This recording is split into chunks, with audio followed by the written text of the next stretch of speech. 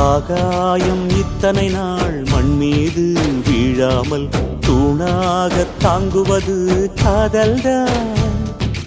ஆண்டாண்டு காலங்கள் பூலோகம் பூக்க அழகான காரணமே காதல்தான். பஞ்சபூதங்கள் யாவும் காதலின் அடிமை, நாட்கள் 7 காதலின் கிழமை, 9 கோள்களும் காதலை சுற்றி வரும்.